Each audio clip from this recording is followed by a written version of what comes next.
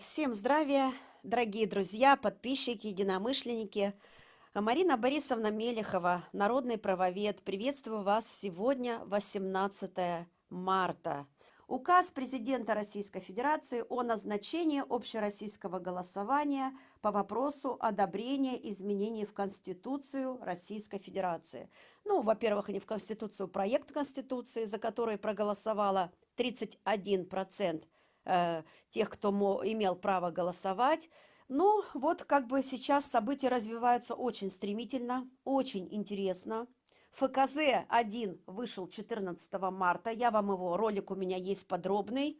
Там появляется слово «публичная власть» в Конституции Российской Федерации.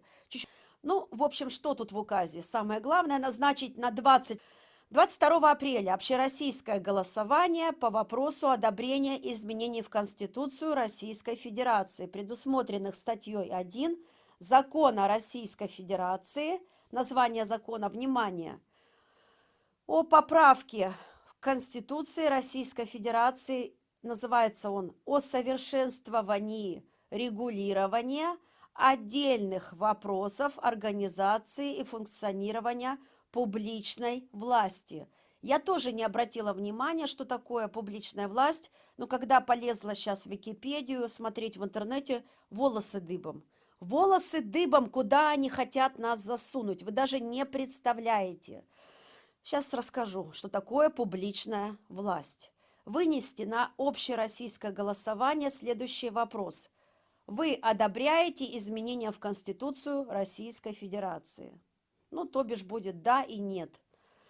Настоящий указ вступает в силу со дня официального опубликования. Путин, 17 марта, штрих-код США.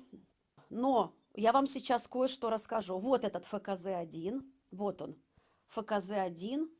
Я делала обзор. Вот название его «О совершенствовании регулирования отдельных вопросов функционирования публичной власти». Обращу ваше внимание четко на эту статью. Сейчас я вам найду ее. Угу. Вот, организация, это 67-я статья, поправка. Организация публичной власти на федеральных территориях устанавливается федеральным законом. И стала копать, что же такое публичная власть и каким таким отдельным законом у публичной власти устанавливается власть.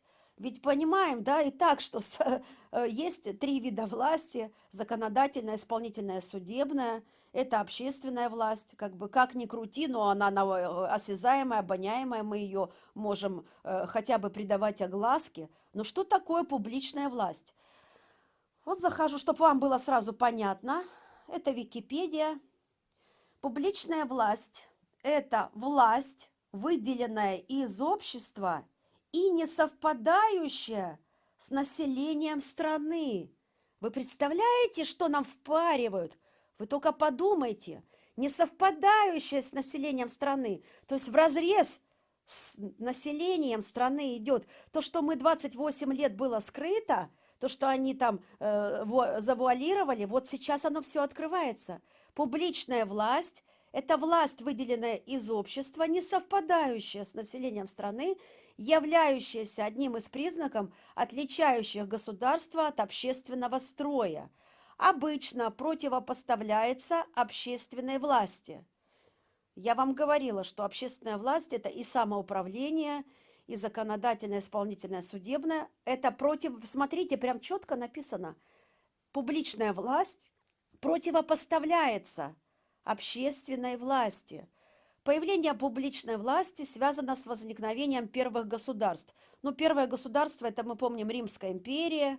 Публичная власть – один из важнейших признаков государства, включает в себя совокупность аппарата, внимание, управления и аппарата подавления. Друзья, распространяйте максимально этот ролик, чтобы все знали, что нам впихивают. Что хотят они сделать? Аппарат подавления конкретно узаконить вот этим термином публичной власти, что они в 67-ю статью внесли, узаконить аппарат подавления. Вот оно, публичная власть. И нас еще ждут федеральные законы, определяющие эту публичную власть, ее полномочия. Ни в коем случае не подписываться, ни в коем случае бойкотирование. И те, кто сейчас агитирует прийти на это голосование, это пятая колонна, ни больше, ни меньше. Смотрите, что происходит. Публичная власть включает совокупность аппарата управления и аппарата подавления. Аппарат управления, я вам говорила, органы законодательной, исполнительной власти, ну еще судебная еще в Российской Федерации, с помощью которых осуществляется управление. А подавление – специальные органы, которые правомочны и имеют силы и средства для принудительного исполнения государственной воли. Вот, представляете? И нас агитируют прийти и подписать это. Ни в коем случае наша воля незыблема. И никакой аппарат подавления не смеет, никто не смеет подавлять нашу свободную волю. Принудительно, представляете, они уже не скрывают. Никто не полез, сколько блогеров, и никто не полез и не посмотрел, что же это за такая власть. Подавление – это специальные органы, которые правомочны и имеют силы и средства для принудительного исполнения государственной воли. Это армия, органы безопасности, полиции, суды и прокуратура, система исправительных учреждений, тюрьмы, колонии. Особенности публичной власти. Внимание! Отделена от общества. Общество – это мы, это народ, это жители, коренные истотные жители данной территории. Особенности публичной власти, она отделена от общества. Публичная власть не имеет общественного характера и непосредственно народу не подконтрольна. Все. Вообще, что такое публичная власть? Это контроль за властью в догосударственный период. То есть, смотрите, что хочет делать Российская Федерация. Это публичная власть, это власть, которая устанавливается догосударственный период. Смотрите, вот я приближаю. Пока действительно нету государства, но они хотят сделать государство Российской Федерации. Для этого вводят в Конституцию понятие публичной власти. Я вам точно говорю, этот ролик будут блокировать.